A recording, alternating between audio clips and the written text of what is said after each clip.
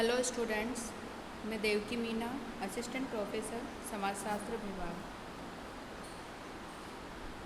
आज का हमारा टॉपिक है Sanskritisation, sources and promoting factors. इससे पिछली क्लास में हमने संस्कृतिकरण की जो विशेषताएं हैं उनके बारे में जानकारी प्राप्त करी थी। आज हम देखेंगे संस्कृतिकरण के स्रोत एवं उसके प्रोत्साहन के कारक, यानी संस्कृतिकरण की जो प्रक्रिया है उसको बढ़ाने वाले, उस प्रक्रिया में सहयोग करने वाले कारक कौन कौन से हैं। तो इसके विभिन्न कारक है जो संस्कृतिकरण की प्रक्रिया में सहयोग करते हैं। तो सबसे पहला जो कारक है वो है धार्मिक कारक, रिलीजियस फैक्टर। तो एम.एन. श्रीनिवास की मान्यता है कि संस्कृतिकरण की प्रक्रिया को जो धार्मिक कारक है, जैसे कि कर्मकांड, ब्राह्मणों के संस्कार, तीर्थ स्थान, मंदिरों आदि ने विशेष रूप से प्रोत्साहित किया है। उन्होंने बताया कि जो कर्मकांडी क्रियाओं से मंत्रोच्चारण पृथक कर दिए जाने पर, यानी अलग कर दिए गए, तब ब्राह्मणों के संस्कार निम्न जातियों के अतिरिक्त सभी के लिए अनुकरण करने के लिए उपलब्ध हो गए और निम्न जातीय ब्राह्मणों के जो कर्मकांड और आचार विचारों को अपनाने लग गई और साथ ही निम्न जातियों के लिए संस्कृतिकरण की प्रक्रिया अब अधिक व्यवहारिक हो गई, आसान हो गई। और इस प्रकार जो बड़े बड़े नगर है, महानगर है, मंदिरों, तीर्थ स्थानों पर जो विभिन्न भजन मंडलियाँ हैं और रासलीलाओं, रामलीलाओं, हरि कथाओं आदि ने जन समुदाय में धार्मिक और सांस्कृतिक विचारों और विश्वासों का प्रचार प्रसार किया। और ये जो स्थान है, यानी मंदिर, तीर्थ स्थान, ये सब संस्कृतिकरण के उत्तम स्रोत के रूप में विकसित हो गए धीरे धीरे। और इसी प्रकार जो संस्कृत पाठशालाएं हैं, महाविद्यालय हैं, धार्मिक संगठन हैं या छापे खाने हैं, पत्र पत्रिकाएं हैं, उन्होंने भी संस्कृतिकरण के प्रसार में अपना विशेष योगदान दिया, संस्कृतिकरण की प्रक्रिया को बढ़ाने में। नेक्स्ट जो कारक है वो है सामाजिक सुधार आंदोलन, सोशल रिफॉर्म मूवमेंट्स। सामाजिक सुधार आंदोलन जो कि समय समय पर भारतीय समाज में हुए, जैसे आर्य समाज, प्रार्थना समाज, महात्मा गांधी जी के द्वारा जो हरिजनों के लिए किए गए सुधार आंदोलनों ने संस्कृतिकरण की प्रक्रिया को अधिक तेज करने में या अधिक बढ़ाने में सहायता की और निम्न जातियों की परिस्थिति को ऊंचा उठाने के लिए देश के विभिन्न भागों में समय समय पर विभिन्न प्रयास किए गए और उनका प्रभाव संस्कृतिकरण की प्रक्रिया पर पड़ा। और इन आंदोलनों ने निम्न जातियों में एक प्रकार की जागृति उत्पन्न की और इसके फलस्वरूप इन जातियों ने उच्च जातियों की संस्कृति का अनुकरण करना प्रारंभ किया और अपनी स्थिति को ऊंचा उठाया। नेक्स्ट जो कारक है वो है राजनीतिक कारक। संस्कृतिकरण को संभव बनाने के लिए जो राजनीतिक कारक है उनमें राजनीतिक व्यवस्था, जाति की राजनीतिक शक्ति, राजा या शासक की जाति, कानून और नवीन संवैधानिक कानून है वो महत्वपूर्ण है। और राजनीतिक व्यवस्था में निम्न स्तरों में अनिश्चितता अधिक होती है और ऐतिहासिक जो साक्ष्य है, ऐतिहासिक प्रमाण है, वो भी स्पष्ट करते हैं कि जो क्षत्रिय वर्ण ऐसा रहा है जिसमें कि अन्य वर्ण या समूह हमेशा सम्मिलित होते रहे हैं और जो भी निम्न समूह राजा अथवा शासक के निकट आ जाता था और वह राजनीतिक शक्ति प्राप्त कर लेता था और वह निम्न समूह क्षत्रिय संस्कृति का अनुकरण करता था और कुछ पीढ़ियों में क्षत्रिय होने का दावा प्रस्तुत करता था और क्षत्रिय वर्ण में सम्मिलित हो जाता था। इसी प्रकार स्वतंत्र भारत के जो नवीन संविधान बना उसमें, और समय समय पर जो विभिन्न अधिनियम बनाए गए, कानून बनाए गए, उन्होंने भी संस्कृतिकरण की प्रक्रिया को गति प्रदान करने में महत्वपूर्ण योगदान दिया। और स्वतंत्रता प्राप्ति के पश्चात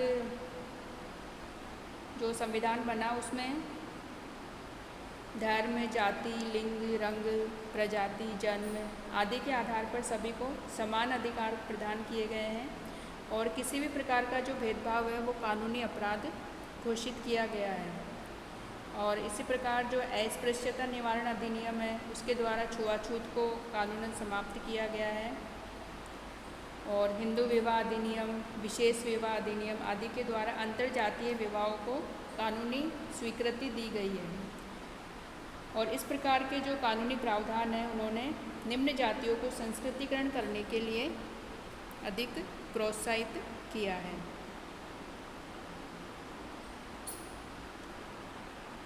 अगला जो कारक है वो है आर्थिक कारक, इकोनॉमिक फैक्टर। आर्थिक कारक के अंतर्गत जो विभिन्न प्रकार के जो व्यवसाय हैं उनको हम सम्मिलित कर सकते हैं, यानी कि जो व्यवसाय है उनमें अब विभिन्नताएं आ गई है, यानी कि उनकी संख्या अब बढ़ गई है। पहले जो जाति के आधार पर जो व्यवसाय आधारित होते थे, जाति के आधार पर काम करते थे, उनमें अब परिवर्तन आया है। और जाति प्रथा के जो जन्मजात व्यवसाय के जो प्रतिबंधों में परिवर्तन आ गया है। और इससे अनेक जो निम्न जातियों ने अपने जो अस्पृश्य जो व्यवसाय थे उनको अब त्याग दिया है और जो पवित्र समझे जाने वाले व्यवसाय हैं उनको अपना लिया है।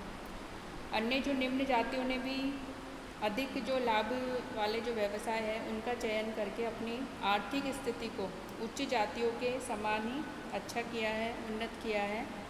और इससे निम्न जातियों ने आर्थिक अवसरों और सुविधाओं का लाभ उठाकर अपने जो जीवन जीने के जो तरीके हैं उनको उच्च जातियों के अनुरूप ढाला है, परिवर्तन किया है। और इस प्रकार की जो नवीन आर्थिक व्यवस्था है उसने संस्कृतिकरण की प्रक्रिया में सहायता प्रदान की है निम्न जातियों को ऊपर उठने में। और उच्च जातियों के जो रहन सहन की जो पद्धति है, विचारधारा है, मूल्य है, उनको ग्रहण करने में मदद की है और संस्कृतिकरण की प्रक्रिया को आगे बढ़ाने में सहयोग किया है। नेक्स्ट जो कारक है वो है आधुनिक शिक्षा, मॉडर्न एजुकेशन।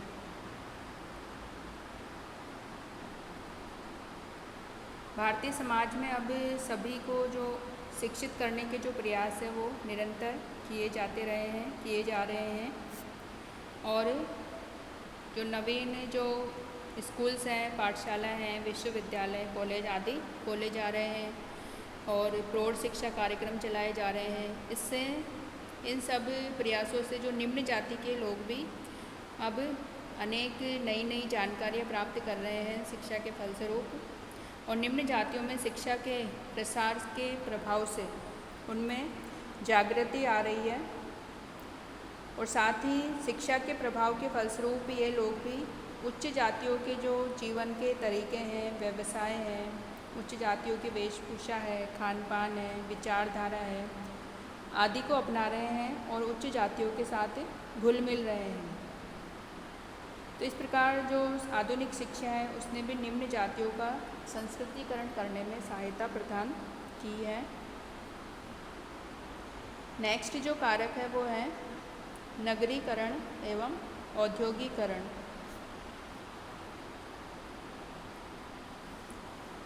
वर्तमान में जो नगरीकरण है और औद्योगिकरण की जो प्रक्रिया है वो निरंतर बढ़ती जा रही है और अधिकांश जनसंख्या ग्रामीण क्षेत्र से नगरों में आती जा रही है।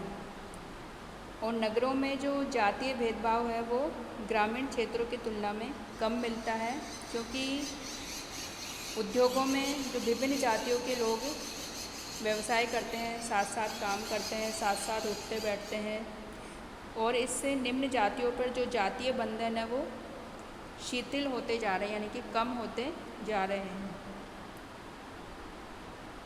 और इसके फलस्वरूप जो संस्कार है आदि उच्च जातियों के ग्रहण कर लेते हैं, यानी कि निम्न जातियाँ उच्च जातियों के साथ घुलने मिलने से उच्च जातियों के जो संस्कार है, विचारधारा है, जीवन पद्धति है, वो निम्न जातियों के द्वारा ग्रहण किए जा रहे हैं।